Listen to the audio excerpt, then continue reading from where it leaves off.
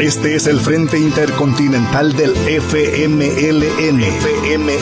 Canal oficial para la militancia en el exterior. Rompiendo el cerco mediático. De pie cantar que vamos a triunfar. Avanzan ya banderas de unidad. Y tú vendrás marchando junto a mí. Y así verás tu canto y tu bandera.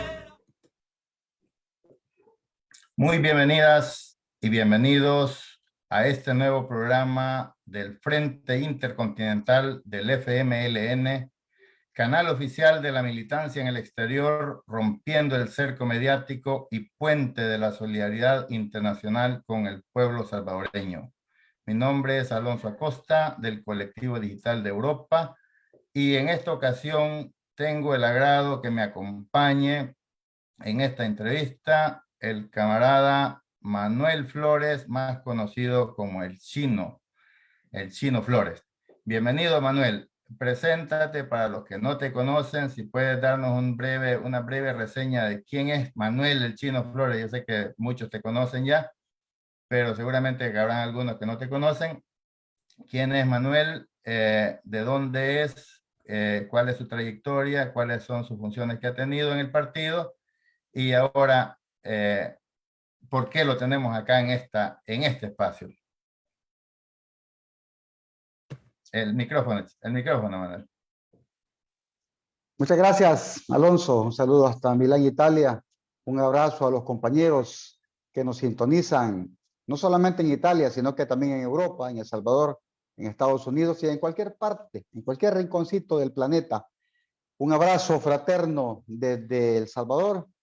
Y por supuesto, contento de estar compartiendo con ustedes, con la base de la militancia, con los simpatizantes, con nuestro pueblo. Soy Manuel el Chino Flores, ex concejal de Quezaltepec, ex alcalde por 9 años, ex diputado de la bancada del FMLN también por 9 años. Actualmente miembro del Consejo Nacional del FMLN, dando la batalla siempre junto con nuestra gente, con un enfoque futurista, con un enfoque bastante lógico, como siempre, abogando por la unidad, por las luchas futuras y, por supuesto, agradecido por la invitación. Perfecto, Manuel. El tema que vamos a tocar ahora, que queremos desarrollar, es las coyunturas globales y los impactos que tiene en la vida política nacional. Porque es importante que también comprendamos el contexto de de todos los movimientos políticos, porque nosotros, al ser parte de la comunidad internacional también, nos vemos influidos por lo que pasa. Y quisiera que habláramos de un tema muy en específico, que yo sé que tú lo conoces bastante bien, y que es la nueva ruta de la seda. Y me gustaría incluso contextualizarte un poco con un pequeño video que tiene apenas 3 minutos, pero hace una breve reseña para que a partir de ahí Las tierras raras, metales utilizados en la fabricación de productos electrónicos, se convierten Manuel. Perfecto. Voy a compartirlo acá para que lo tengamos ahí como base.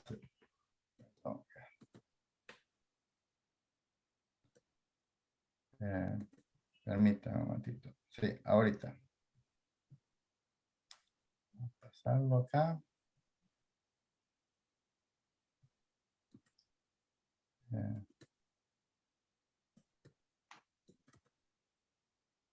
Lo tenía listo. Las tierras raras. Permítame.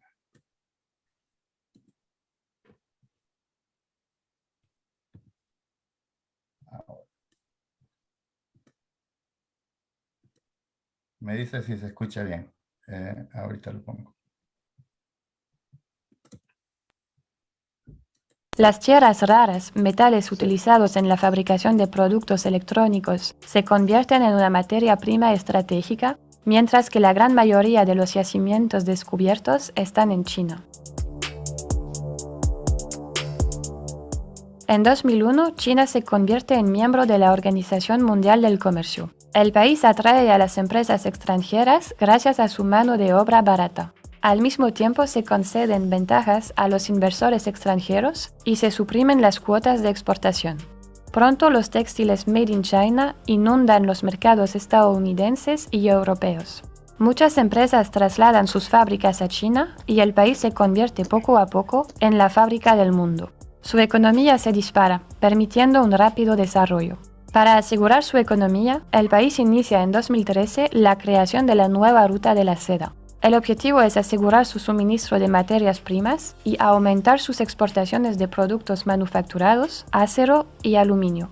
En todo el mundo, China financia masivamente carreteras, ferrocarriles y puertos marítimos con el objetivo de conectar el país con todos los continentes. Se están discutiendo nuevas iniciativas, como la construcción de una línea ferroviaria que uniría China con Estados Unidos a través de un túnel bajo el estrecho de Bering, o la construcción de un canal interoceánico en Nicaragua.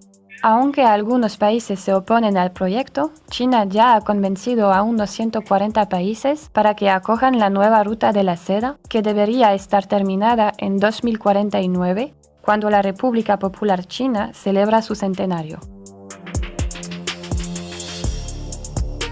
Según las estimaciones, el mayor comercio del mundo es el de armas, seguido del de drogas, con un volumen de negocio anual estimado en casi 500.000 millones de dólares. Este comercio clandestino está controlado por redes criminales. El opio se produce en Asia, en lo que se llama el Triángulo de Oro y la Media Luna de Oro.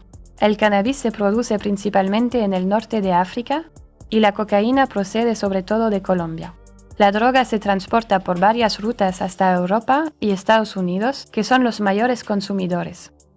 Hoy en día, la principal ruta comercial marítima da la vuelta al mundo, pasando por estrechos y canales estratégicos. Pasa por América del Norte, el Canal de Panamá, Europa, el Mediterráneo, el Canal de Suez, el Océano Índico y Asia. Además, la búsqueda de nuevas rutas comerciales nunca ha cesado. En el Polo Norte, el deshielo provocado por el cambio climático permite prever la apertura de nuevas rutas marítimas más cortas y por tanto menos costosas en términos de combustible y evitando las tasas de paso en Suez o Panamá. Estas nuevas rutas beneficiarían sobre todo a Rusia y Canadá. Las grandes potencias han comprendido claramente lo que está en juego en estas posibles rutas futuras. Estados Unidos y la Unión Europea exigen la libre navegación, mientras que China pretende desarrollar una ruta de la seda polar.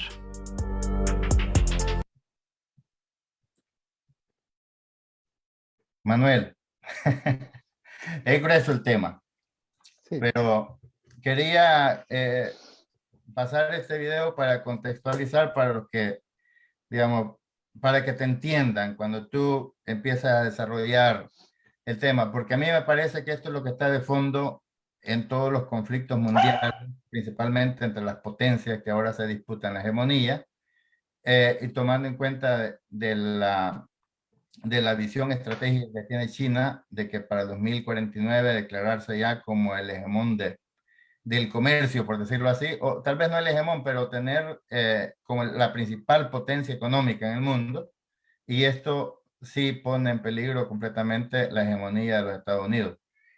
¿Cómo lo ves tú desde El Salvador? ¿Cómo ves tú desde el panorama político salvadoreño todo este contexto económico y todos estos conflictos mundiales? Bueno, primero hay que poner la lógica misma del desarrollo de la geopolítica como una ciencia. Comprender, entender lo que ha venido pasando desde 1978. ¿Y por qué digo desde 1978? Porque China hace el llamado a la apertura económica después de las famosas reuniones entre Henry Kissinger y el gobierno chino bajo mandato de Nixon. Recordemos que China y Estados Unidos establecen los vínculos diplomáticos que fueron firmados por Jimmy Carter en 1979. Y precisamente lo que pretendía Estados Unidos en ese momento era que China no entrara en el bloque soviético, en la Guerra Fría, y que también en aquel momento, cuando iniciaron las pláticas allá por 1972, que China no interviniera en la Guerra de Vietnam. todas esas partes, lógico, tienen a la luz de la vida política y económica de los hegemonistas una visión a 50 o 100 años. Estados Unidos, lógicamente, y no recordemos América Latina, con Cornelius Vanderbilt, cuando pretendía traer el ferrocarril, era precisamente para la conquista de la región. El canal interoceánico, ya que fue promovido en la época del general Benjamín Celedón, allá por 1911 en Nicaragua, la invasión de William Walker, allá por 1856. Es decir, toda esa parte es para entender realmente lo que significa la nueva disputa mundial. Y es precisamente a partir de 78, China comienza una apertura económica acelerada, impulsada por el primer ministro Deng Xiaoping, con su famosa frase, no importa el color del gato. Cuando él hizo el llamado a la apertura económica de China con el mundo y el mundo con China, eso le permitió precisamente a China conocer el mundo en su mayor bagaje.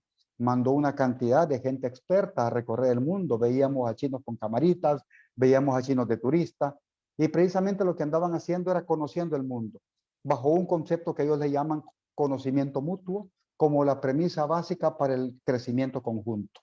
En esa dinámica, a partir de 78, a la fecha, China ha sacado a 840 millones de chinos de la pobreza, bajo una planificación económica desde la costa, ¿verdad? Podemos hablar de Tianjin, podemos hablar de Hong Kong, de Shanghai, podemos hablar de Xiamen, podemos hablar de Qinhuangdao, de Qingdao, de Hangzhou, podemos hablar de las zonas que comenzaron su desarrollo. Por eso en Zhejiang, una de las zonas inteligentes de China, se encuentran las más grandes empresas como Alibaba, ahí están instaladas, y otras empresas internacionales. Hace poco se hizo el relanzamiento de una de las ciudades más importantes en materia de tecnología, como es la ciudad de Zhuhai. Zhuhai hace menos de 20 años era una aldea de pescadores que hace un triángulo con Hong Kong y Macao, en donde hace menos de 2 años inauguraron el puente más largo del mundo, es decir, para comunicar Macao, Hong Kong y Zhuhai. ¿Dónde queda Zhuhai? Queda en la provincia de Guangdong, muy cerca de Shenzhen, que es la ciudad que China construyó previo al paso de Hong Kong a la madre patria hace 25 años. Entonces, cuando hacen el relanzamiento económico, China ya tiene previsto cuáles van a ser sus etapas. Primero, consolidarse como un país modestamente acomodado, el cual lo lograron hace menos de 3 años. Segundo, el relanzamiento de una sociedad medianamente desarrollada al año 2029. Y precisamente el desarrollo puntual de China sobre la base de la ciencia, la tecnología y la conquista del espacio, que es la tesis del presidente Xi Jinping. Pero todo este proceso, para que lo entendamos, tiene 4 etapas. La etapa de la revolución de Mao Zedong, la etapa de la consolidación, digamos, económica, con el primer ministro Deng Xiaoping, la consolidación de la estructura social con Jiang Zemin, el fortalecimiento partidario con Hu Jintao y el desarrollo científico técnico con Xi Jinping. Ante esta dinámica y el lanzamiento, digamos, de la fortaleza científica técnica, es cuando China hace el relanzamiento de la ruta de la seda. ¿Y cuál es la ruta de la seda? Ahora acompañado con la nueva frase, la franja y la ruta. La ruta de la seda inició en la ciudad de Changxi, ¿verdad? En la ciudad de Xi'an, capital de Changxi, que era la capital cultural de China y en un tiempo la capital de China. En ese lugar es donde el emperador Qin Shi Huangdi unió los 8 reinos y se proclamó primer emperador. Y para que algunos que no lo conocen, es donde están los guerreros de terracota. En esa parte inició la ruta de la seda, hace casi 2143 años. En esa parte era con camellos, era con caballos, eran caravanas que pasaban por Mongolia, pasaban por Eurasia, por lo que hoy conocemos como Kirguistán, Tayikistán, Uzbekistán, hasta llegar a Alepo y finalmente hasta Roma, es donde se pagaba mejor la seda. La seda, lógicamente, tenemos que hablar mucho sobre ese contexto, se produce a través de un gusano. Los chinos son expertos en la producción de seda en Shanghai, en Xi'an, en Qinhuangdao, es decir, en todas las zonas donde producen la seda. Pero no solamente consistía en la ruta de seda, sino también de otro tipo de productos, ¿verdad? Jade, oro, inciensos, té.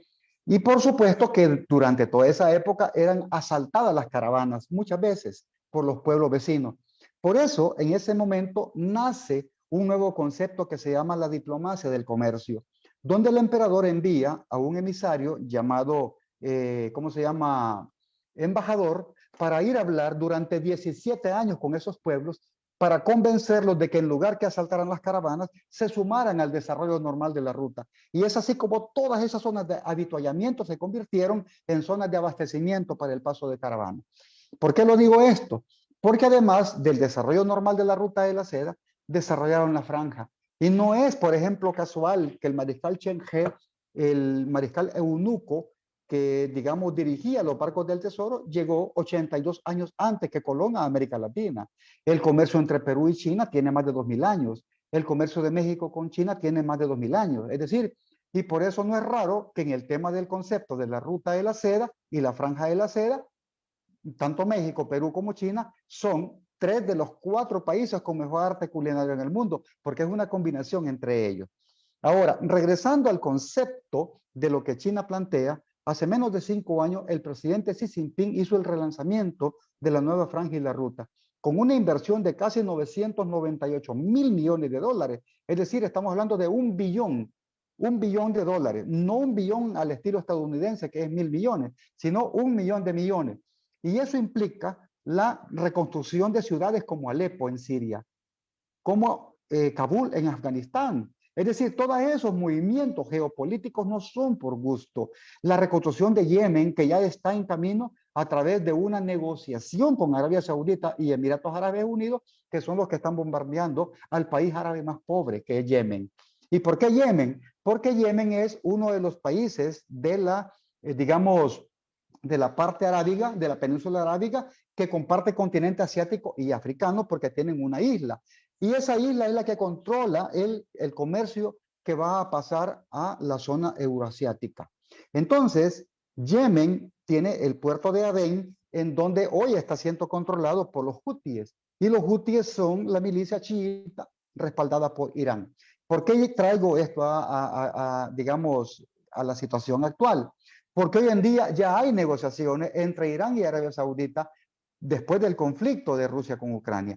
Y esa relación que se había roto hace años porque Arabia Saudita estaba financiando al ISIS e Irán estaba apoyando a Siria contra el ISIS, había roto la hermandad entre musulmanes, unos chiitas y otros suníes.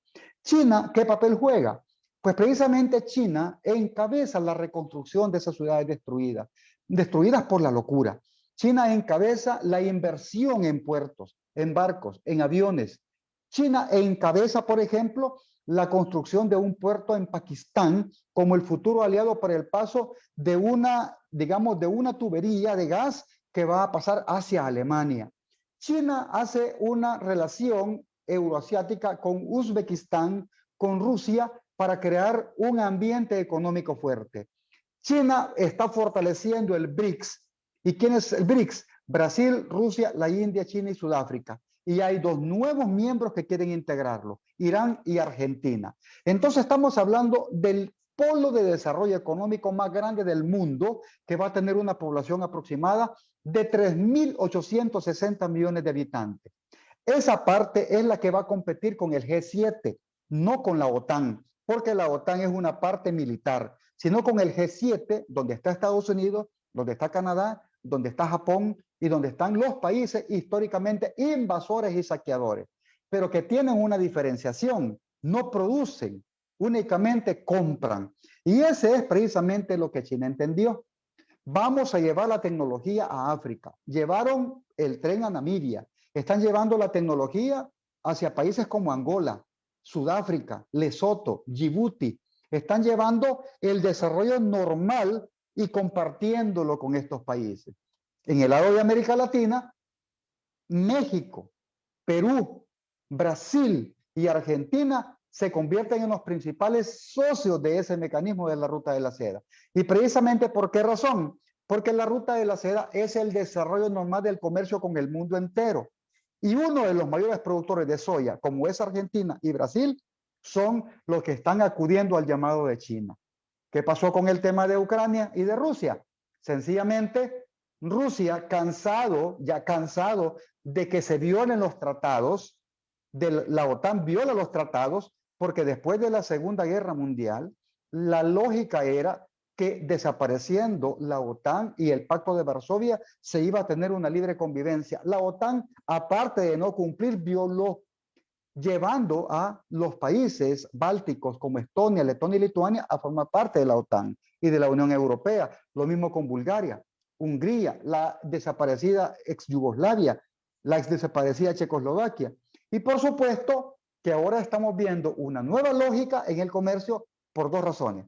Primero, porque Europa va a sufrir escasez de gas y de combustible y de alimentos, porque su mayor proveedor es Rusia. Y segundo, porque China está haciendo una nueva alianza económica con Rusia de cara al futuro en dos momentos. Primero, de manera económica y segundo, de manera militar, porque China acaba de lanzar su tercer portaaviones al mar y está construyendo el cuarto, el quinto, el sexto y el séptimo.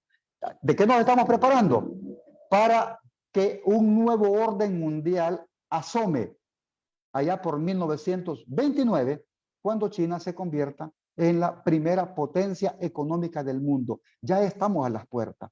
Por eso ves ahora a Estados Unidos apoyando guerras, vendiendo armas, generando crisis en su propio país y generando conflictos en otras regiones del mundo, porque como dice el video, la mayor economía en el mundo es la venta de armas. Ese es el mayor comercio. Y después, el narcotráfico. Por eso aparece un país africano que es el soldado de los Estados Unidos como el mayor productor de cannabis. Estamos hablando de Marruecos, el invasor del Sáhara Occidental, pero que tiene una contraparte que se llama Argelia, que es el defensor de la República Árabe Saharaui. ¿Y quién es Argelia? El mayor productor de gas licuado del mundo y el sexto productor de petróleo. Toda esa cosa se está, configurando. Y hoy por hoy, cuando hablamos de la ruta de la seda, China solo le queda un país en África que mantiene vínculos con Taiwán y se llama Suazilandia, también conocido como Eswatini o Imperio de Eswatini, porque allí es el emperador o el rey el que decide qué es lo que se va a hacer. De allí, toda África está con China y ese es precisamente lo que Estados Unidos ha perdido y sus aliados. Sus aliados históricos lo han abandonado porque únicamente les daba armas y promovía conflictos, mientras que China promueve el comercio, la amistad, la oportunidad, y por eso es atacada hoy en día. Y esos países colonialistas ahora han inventado el mote de neocolonialismo para acusar a China de esa manera. Eso se llama doble moral. Gracias, Chino. O sea, es extraordinaria el acervo de conocimiento que tiene sobre el tema y es satisfactorio porque de eso se trata, de conocer por dónde van los movimientos de los actores políticos y hegemónicos, digamos, en este caso.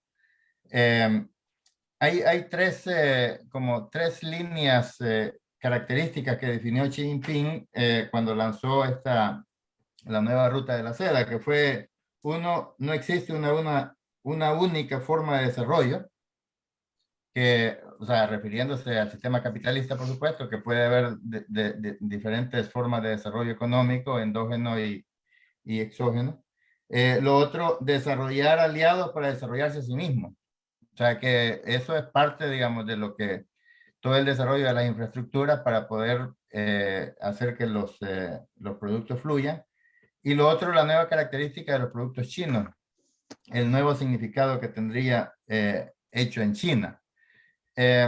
Pero ya yéndonos un poco para el plano nacional, ¿cómo se ve El Salvador en este contexto, Manuel? Entiendo yo de que El Salvador se está quedando como un país dentro de poco, tal vez no un país paria en el sentido de que es completamente, porque es un país, digamos, es un gobierno violador de los derechos humanos, es un gobierno que se montó sobre un discurso de izquierda, pero que está aplicando una política ni siquiera tanto de derecha, sino que de extrema derecha y neofascista. Entonces, y poco a poco todo esto le va a pasar factura al país, porque los gobiernos son temporales, los gobiernos tienen sus periodos y pasan, pero los pueblos quedan. ¿Cómo va a afectar al pueblo salvadoreño que el Salvador esté desarrollando una política completamente en contraposición de los demás países que están luchando por el desarrollo un poco más equitativo, digamos, un poco desarrollando la economía y aprovechando las tecnologías de la comunidad internacional? Bueno, primero voy a terminar una idea anterior, y es que China desarrolló su propio mecanismo, sus propios sistemas. Se llama economía socialista de mercado con características chinas. Y eso es lo que muchos no entienden, porque nosotros solo hemos estudiado economía occidental. Hemos estudiado filosofía occidental. Solo estudiamos a Platón, estudiamos a ¿cómo se llama? Aristóteles, a Demócrito, a Sófocles. Estudiamos a Pitágoras, pero muy poco estudiábamos a Mencio, a Lao Tse, a Confucio. Muy poco estudiamos los pensadores chinos. Y precisamente el carácter de toda la historia de la filosofía occidental tiene su origen en China. Solo lo adaptaron a ese conocimiento. Por eso cuando hablemos de ética, hablemos de Confucio, y ahí están sus 4 libros principales. Si hablamos de la relación del ser humano con el medio ambiente, leamos el Tao Te Ching, el libro de Lao Tse, de donde se desprende el taoísmo. Comprendamos las diferenciaciones entre budismo, taoísmo y confucianismo y vamos a entender a los chinos. Y precisamente eso es lo que a nosotros nos hace falta, conocer nuestra historia propia. Entonces, cuando hablamos de economía socialista de mercado, es hasta grosero cuando algunos dicen China es un país capitalista, porque no entienden la esencia del capitalismo. El capitalismo te produce miseria y hambre, y en China lo que han hecho es sacar a 840 millones de la pobreza. Se dan cuenta que no es lo mismo opinar de una manera que conocer de la otra. Por eso, cuando hablamos nosotros de marxismo y hablamos de socialismo, estamos hablando de teorías científicas comprobadas, de tesis. Estamos hablando no solo de academia, sino también de práctica. Y es por eso que para entender a China le debemos entender desde 1911, desde que nació como nación, como república, cuando el doctor Sun Yat-sen se proclamó primer presidente y derrotaron a Pu Yi. Y después la revolución de 1949 que trajo la justicia en China. Eso es lo que muchos no lo entienden. Y por eso hoy, cuando China es bloqueado por Estados Unidos, cuando los productos Made in China fueron bloqueados en Estados Unidos, China de manera astuta hace un giro en su tema, digamos, de propaganda, de comercio, y pone hecho por China. Es decir, ya no hecho en China, sino hecho por China. Y todas las empresas cambiaron esa y comenzaron a vender más. Un 17% creció durante la pandemia la venta de productos chinos. Es astucia, es comercio, es elegancia, es perspicacia. Y por esa razón Estados Unidos no entiende por qué China ha desarrollado su tecnología cuántica, por qué tiene satélites cuánticos, por qué China, que es el poseedor del 86% de las tierras raras, que son, como se mencionó en el video, las que se utilizan para la nanotecnología, para los satélites espaciales, para los satélites cuánticos, para los celulares. Por eso las potencias que fabrican celulares sin las tierras raras no son nada. Por eso, al hablar de la economía china, no solamente es porque venden cosas baratas, como muchos opinan, porque venden ropa, zapatos, no, es la tecnología, es la ciencia combinada con los grandes científicos iraníes, que son los mejores en desarrollo, ¿cómo se llama? Termonuclear, podemos encontrar la respuesta de todas las cosas que están pasando en Eurasia. Ahora bien, con el tema de la región, no solamente es El Salvador, sino que es el tema de la región centroamericana. ¿Cómo nos afecta? Nicaragua hace menos de 6 meses establece vínculos con China y precisamente se vio Nicaragua obligada precisamente a la consolidación de los bloques hegemónicos que se está constituyendo. Nicaragua tiene una relación histórica con Irán, con Rusia, con Corea del Norte, al igual que Venezuela y Cuba.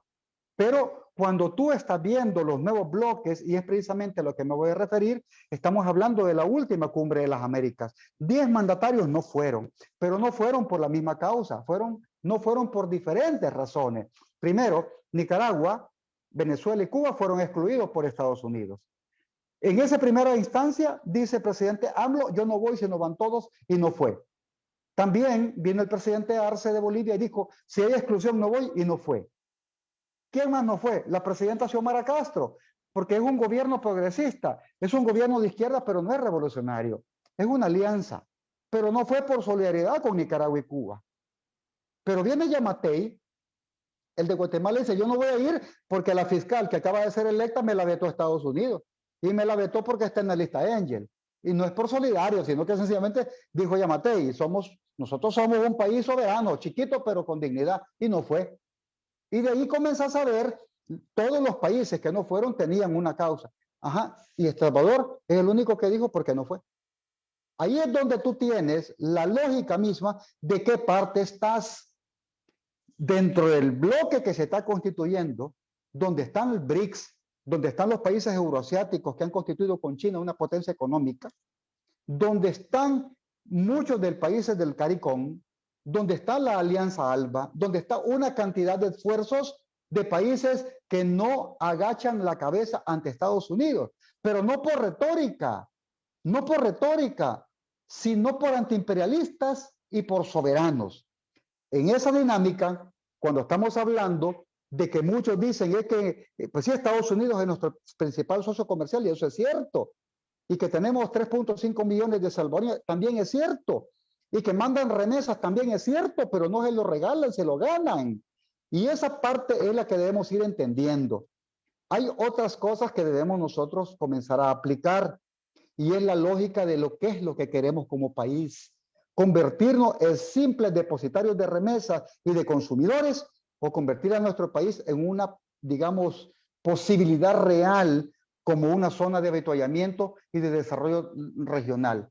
Nicaragua ha construido carreteras por todo Nicaragua, Managua-Bluefield, Managua-San Carlos, a través de Cárdenas y Zapuá, Managua, digamos, Corinto, Managua-Bilwi, Puerto Cabeza, y están preparando la construcción de canales secos, desde Bluefield hasta Corinto.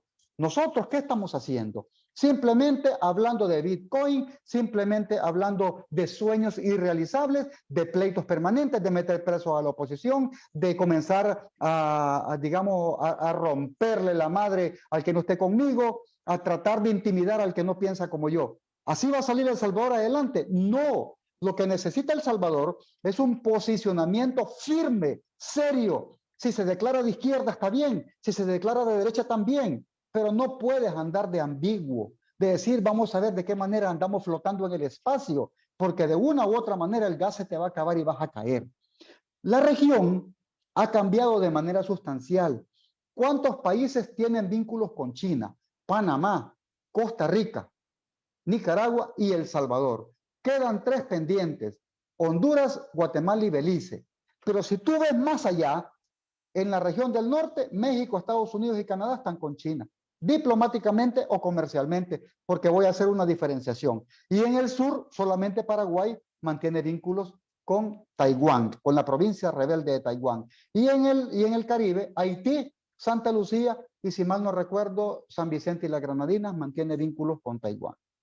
El Vaticano, allá en Europa, y creo que, bueno, Suazilandia en África, y un par de países como Nauru, y creo que, bueno, Kiribati ya vino con China. ¿Por qué digo todo esto? Porque en la relación que viene del mundo con las potencias, tú tienes que tener una definición clara hacia dónde vas. El Salvador no es un país gobernado por izquierda, porque si así fuera, no se hubiera roto relación con la República Árabe Saharaui, porque un gobierno de izquierda defiende la autodeterminación y la soberanía y defiende la independencia. En ese contexto, para nosotros es importante saber en qué lado estamos. La respuesta es en ninguno, simplemente especulando cómo las cosas se van a ir dando. Y eso es lo que le va a hacer daño al país, porque ningún país va a venir a invertir en una región o en un país donde no haya definición clara. Por eso, lo dije en su momento, Costa Rica cumplió 15 años de relaciones con China, pero esa relación es de carácter comercial, ni siquiera es diplomático. Panamá ya es estratégico, porque más del 35% del canal de Panamá son inversiones chinas. República Dominicana, desde antes de la relación diplomática, ya tenía una oficina de intereses comerciales. Es decir, estamos hablando de realidades geopolíticas y comerciales diferentes. ¿Qué pasa con nosotros? Se estableció 8 meses antes que saliera el gobierno del FMLN, error histórico, y lo sigo manteniendo y se lo dije, error histórico, hacer las relaciones con China en el último momento. Y por supuesto que la definición de lo que viene en la región nos va a hundir o nos va a sacar adelante. Va a depender de qué lado más que la iguana. Gracias, Manuel. Pero ¿cómo ves? Bueno, tú dices que fue un error histórico el haber entrado tarde a las relaciones comerciales con China, o sea, las relaciones diplomáticas con China. Y estoy completamente de acuerdo porque creo yo de que conociendo un poco más la filosofía china, por supuesto de que tienen una relación de ganar-ganar, y lo que dicen ellos, como lo expresan, pues, o sea, desarrollando a los países que cooperan, se desarrollan a sí mismos. Me parece una filosofía muy bonita porque, digamos, nadie ayuda a nadie cuando no puede ayudarse a sí mismo. Pero ¿cómo ves tú el panorama? Yo escucho muy poco. Sé que China tenía unos proyectos en El Salvador. Entiendo yo de que iban a construir un estadio, si mal no recuerdo, y no sé qué otras obras más. Pero eso no es un desarrollo económico como que valga la pena mencionar, por así decirlo. ¿Cómo ves tú este gobierno? ¿Tiene algún tipo de preparación para eso que viene? Porque ahora, digamos, viendo el panorama político en Latinoamérica, entiendo yo que se va a acelerar. O sea, porque Argentina está solicitando entrar al BRICS y también Venezuela tiene relaciones muy fuertes con China desde hace mucho tiempo, relaciones muy fuertes con Rusia. Y el ALBA ha sido un actor muy fuerte también, por lo menos con los 4 países fundadores, que fue Cuba, Venezuela, Bolivia y Nicaragua. Entonces, todos estos instrumentos comerciales se verán fortalecidos, supongo yo, ahora con el triunfo de Colombia, que también da un giro a la izquierda. Le deseamos mucho éxito a Colombia. Entiendo yo de que no será fácil, precisamente por la relación estratégica que ha tenido con Estados Unidos en el concepto militar, y también con los escuadrones de la muerte que están todavía activos. Pero sin embargo, creo yo de que vale la pena de que todos miremos a Colombia, estemos pendientes de su desarrollo y que sea parte, que avance aceleradamente hacia ese giro a la izquierda. Pero viéndolo ya de la perspectiva de El Salvador, o sea, entendiendo de que El Salvador no tiene buenas relaciones con Nicaragua ni con Venezuela, no sé cómo estarán las relaciones con los otros países de izquierda, pero ¿cómo ves su rol, digamos, en ese futuro cercano que significará nuevas medidas de desarrollo económico en Latinoamérica? Lo que pasa es que en la medida en que tú vas entendiendo cómo se mueve el mundo y cómo se ha venido moviendo a lo largo de la historia, hemos entrado a una nueva guerra fría, pero con características diferentes. Ahora el contexto más grande es el económico, ya no es el militar. Estados Unidos de por sí nunca ganó una guerra. Siempre destruía y se iba, acaba de salir huyendo de Afganistán. Destruyó Siria apoyando al ISIS, porque ellos son los fundadores de ISIS, junto con los wahabistas takfiris de Arabia Saudita.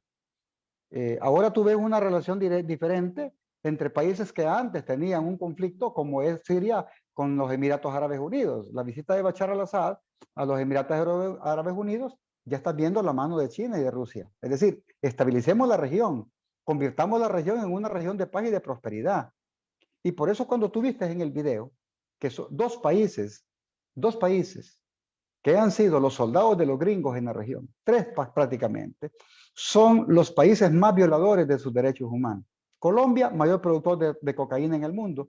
¿Cuántas bases militares estadounidenses hay en Colombia? Y acusan a Venezuela de narcotráfico, por ejemplo. El país mayor productor de cannabis, Marruecos.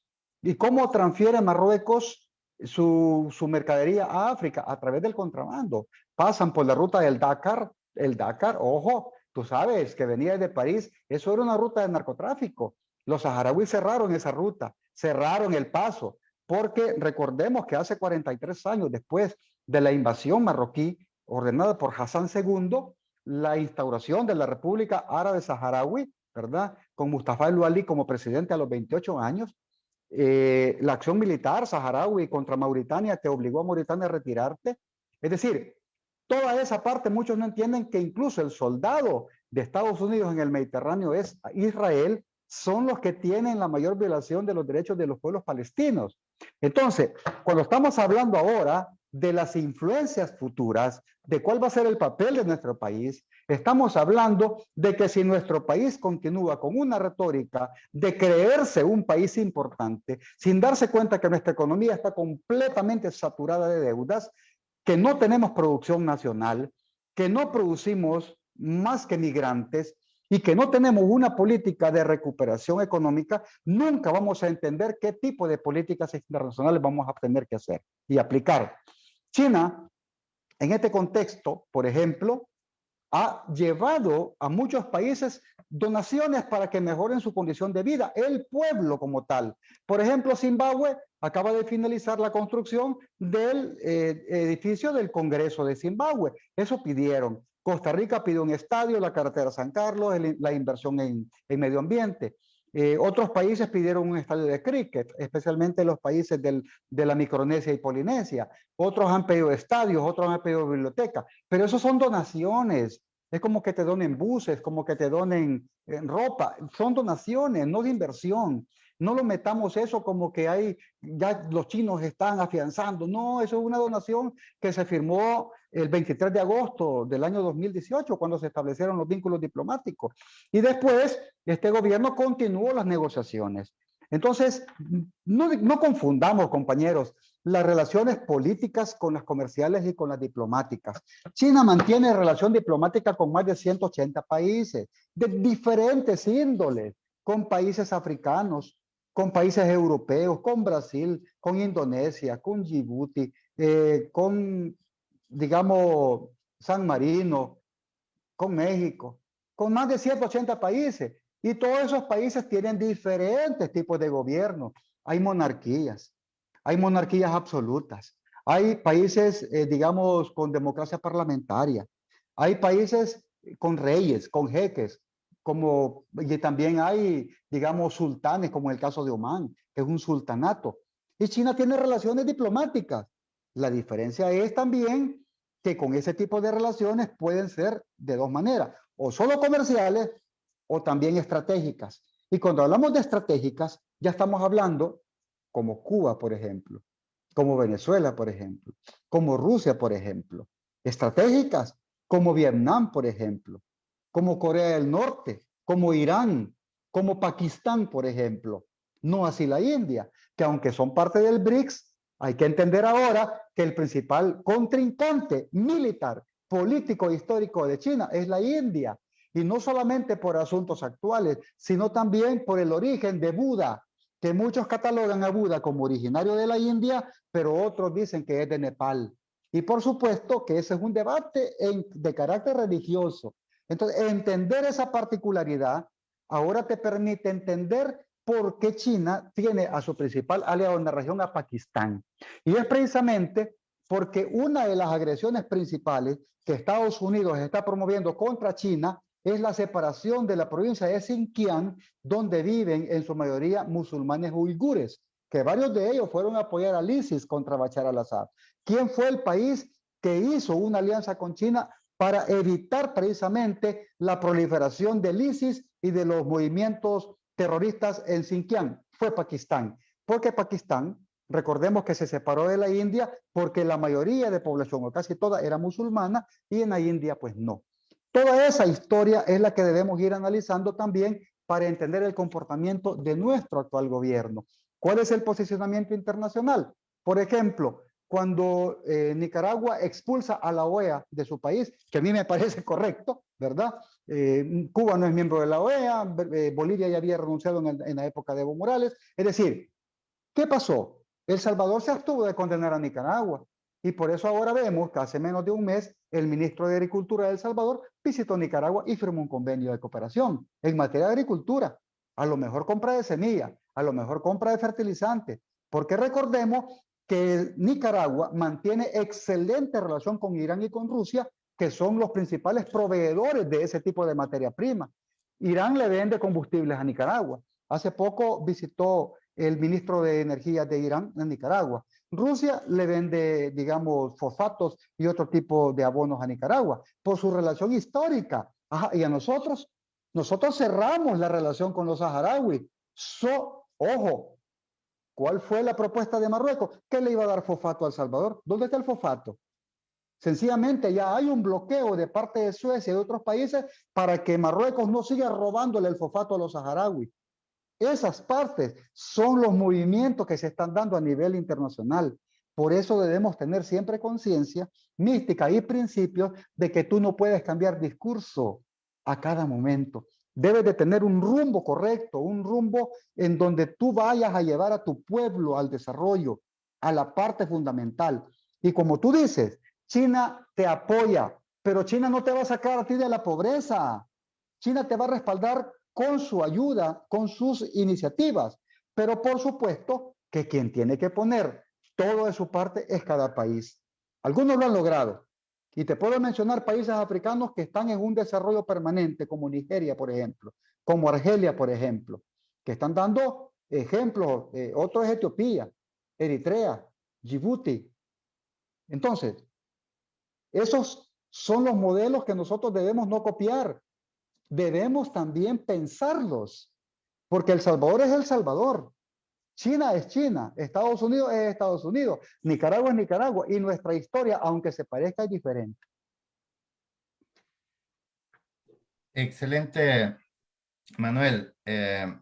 Sin duda estamos en un dilema con este gobierno que tenemos, pero también el tiempo se nos está acabando y a mí sí me gustaría que hicieras de alguna manera una reflexión con respecto al panorama político salvadoreño. O sea, porque, como tú dices, un gobierno que no se define ni izquierda ni derecha, pero en la práctica es un gobierno de derecha. O sea, a mí no me cabe la menor duda que es un gobierno de derecha en el sentido de que está incrementando las instituciones represivas, o sea, a la policía y el ejército, y no está desarrollando programas sociales como los que había desarrollado el FMLN. Tú dijiste algo que a mí me parece que vale la pena rescatarlo, y es, primero, que fue el FMLN quien creó las relaciones con China.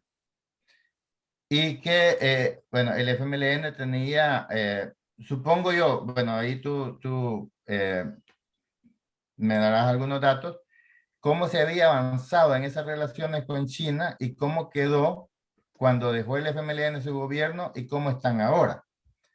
Entonces, y ya para ir cerrando, porque ya el tiempo también nos va acabando, me gustaría de que dar un mensaje también a nuestra sociedad, a nuestra población y primeramente a nuestra militancia, de sentirse también orgulloso de pertenecer a este instrumento político del FMLN que tiene una visión amplia del mundo, tiene una visión de desarrollo con todos los pueblos, de cooperación con todos los pueblos, como tú decías, no importa el color que tenga, lo importante es que respeten los derechos humanos.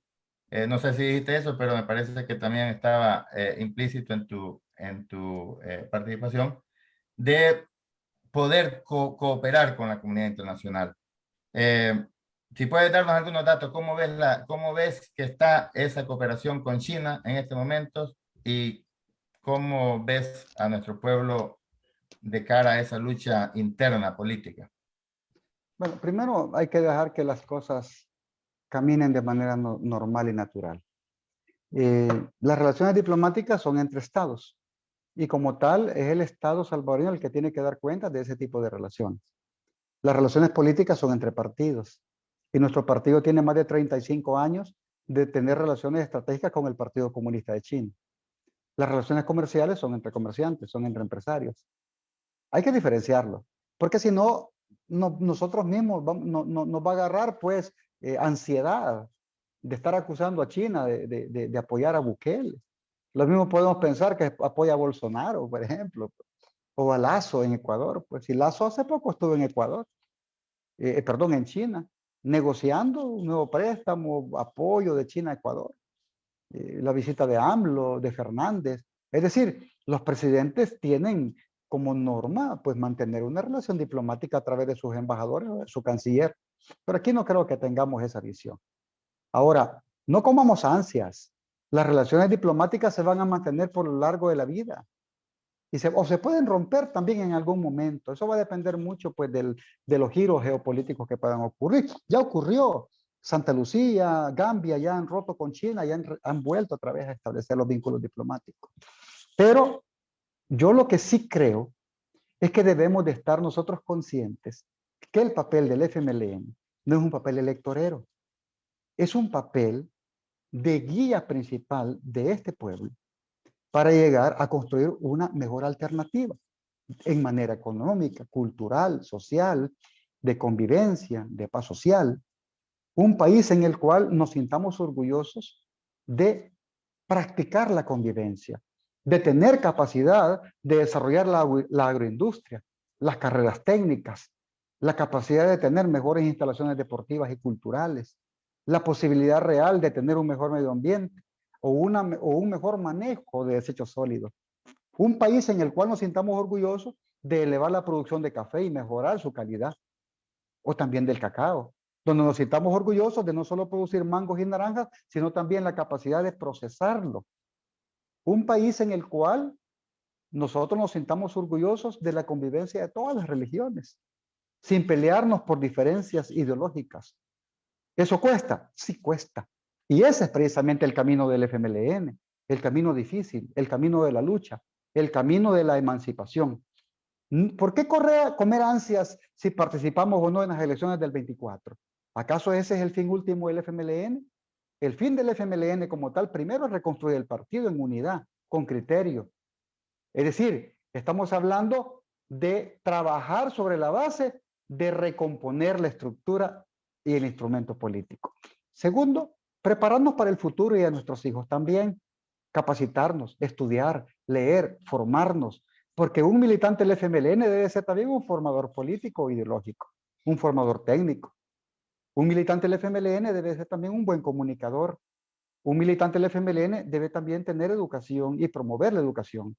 Un militante del FMLN no es cualquier militante. Y si alguien llegó y abusó, sencillamente ya está fuera. Un militante del FMLN debe de convertirse en un transformador social. Por esa razón, yo sí creo que debemos ir aprendiendo de esos movimientos y experiencias internacionales como la lucha del pueblo chino. El pueblo chino no lo ha tenido fácil. Fue invadido por Japón, por Estados Unidos. Fue invadido incluso por Italia en la época de la Segunda Guerra Mundial, cuando, pues sí, fueron apoyados los japoneses a través de Italia y de Alemania, que era la triada maldita de la Segunda Guerra Mundial, pues, ¿verdad? Entonces, si uno no conoce la verdadera realidad de la que estamos viviendo, vamos a seguir atacándonos en las redes nosotros mismos, desautorizando a los compañeros y compañeras. Vamos a seguir nosotros creyendo que tenemos la razón infinita dentro del partido, cuando ni siquiera tenemos la decencia de debatir entre nosotros primero. ¿A qué hago el llamado? El llamado que yo hago es primero a que nos veamos hacia adentro, que tengamos una autoexploración y que veamos cuáles han sido mis errores y también mis aciertos, pero que no nos lapidemos, porque ya estamos acostumbrándonos a que nos lapidemos por cada cosa que nos digan. Debemos ser propositivos, no seguir atacando con vulgaridades, porque nosotros debemos de ser decentes también como oposición. Debemos tener un buen léxico, propuestas concretas y claras. Si nosotros queremos una educación futura para nuestros niños de mejor calidad, pues que nuestros hijos nos escuchen hablando cosas concretas, de poesía, que nos escuchen hablar de literatura, por ejemplo. Hablar de Alberto Maferrer, de Alfredo Espino, de Claudia Lars. Hablar de Otoniel Guevara, de Antonio Casquín. Hablar de José Rutilo Quesada. Hablar de muchos poetas, Amílcar Colocho, Kenny Rodríguez. Que nos escuchen hablar de Roque Dalton, de Otto René Castillo. Que nos escuchen hablar del Pichoncea, de Manlio Argueta. Que nos escuchen hablar de nuestra literatura. Que nos escuchen contar los cuentos del Cipitío, la Ciguanaba, el Torito Pinto. Es decir, esa es la tarea que tenemos. No es fácil. No es fácil. Ser oposición también es tener la capacidad de hacer propuestas. Y de decir, sí, tenemos capacidad de construir una sociedad distinta, mejor. Una sociedad de convivencia. Hay que aprender. No es fácil. Y yo, como lo repito, yo me quedo. Gracias, camarada Manuel. Te están enviando muchísimos saludos, mucha gente conectada. Bueno, Anderson Castellanos te manda muchos saludos. Nicole Calderón, Mariela Salazar, Agustín Farabundo Martí, Freddy Orellana, te mandan saludos, un abrazo. Alexander Sabanovich, supongo que conoce a todas estas personas que te escriben acá. Wendy Acosta, excelente que hayan invitado al Chinito Flores. Bendiciones a todos los militantes y simpatizantes del glorioso FMLN. Nicolás Beltrán, Wendy Acosta, Manuelito Flores, necesitamos que nos visiten en Sonsonate. Con gusto. Aquí necesitamos que un líder como tú nos venga a incentivar, dice. Mariana Ibisevich, abrazo revolucionario, compañero Manuel Flores, Kevin Figueroa. El Chino Flores, todo un catedrático preparado, cada entrevista demuestra su capacidad intelectual. Dios te bendiga, compañero Manuel Flores. Mariela Salazar, necesitamos a alguien así de preparado como el Chino al frente del país. Mira, te están mandando muchos mensajes. No lo vamos a alcanzar a leer todos, pero sí, te recomiendo, Manuel, que cuando tengas oportunidad entres a nuestra plataforma, Frente Intercontinental del FMLN, y revises ahí los mensajes y si puedes darle respuesta a algunos que te pregunten o por lo menos establecer el contacto. Telva de Marroquín, un gusto, mi buen amigo y camarada. Te saluda Cuscatancingo, bendiciones. Anderson Medina, Chino, tú tendrás que ser el secretario general del FMLN. Imagínate, te están promoviendo ya. Te queremos como presidente, Manuel, dice. Algún día, si Dios así lo permite. Bueno, mira, te están mandando muchísimos saludos de tantas partes, no los vamos a alcanzar a leer todos, pero quiero, para ir ya cerrando, Manuel, nos queda un par de minutos, un mensaje final ahí a nuestra militancia, un mensaje final a nuestro pueblo que te aprecia mucho. Bueno, nosotros también te apreciamos mucho, nosotros valoramos a nuestros camaradas, a nuestra militancia, y lo que tú estás haciendo acá es justamente exponiendo la calidad revolucionaria que tiene nuestro partido, y yo sí exhorto a nuestra militancia a seguirse formando, porque como decía alguien por ahí, la verdad os hará libre. Y también decía José Martí, ser cultos para ser libres. Manuel, un mensaje final ahí a nuestra militancia, a nuestra audiencia, a los que nos siguieron. No, muchas gracias por estar pendiente de este programa, y yo quiero felicitarlos a ustedes por el esfuerzo que están haciendo. Yo sé que pues en Milán, Italia, hay un colectivo de compañeros del partido, y en otras partes de Europa, en Australia también, en Estados Unidos. Y precisamente este es parte de la lucha, es parte de los esfuerzos colectivos, y también llevar la noticia, llevar la información a nuestra gente, no solamente a la militancia, al pueblo en general. Y nosotros no nos podemos pelear con el pueblo tiene razón, hombre. El pueblo es pensante, el pueblo analiza, actúa de acuerdo a las circunstancias. No veamos al pueblo como un pueblo que es tonto, no, al contrario. Debemos nosotros abrir más la cabeza, más la mente. A veces cerrar un poquito el corazón y abrir un poco más la mente, porque también de lo que se trata es de unir esfuerzos, es de unir, digamos, las circunstancias que nos permiten caminar juntos. Así como ustedes, hay una cantidad de compañeros haciendo esfuerzos en redes, y quiero agradecerles y felicitarles. Hay que seguir adelante. Y no solamente en esta etapa, es para siempre. Es un proceso de educación permanente. Si China ha llegado a ser lo que es porque tienen un proceso permanente de educación y de formación.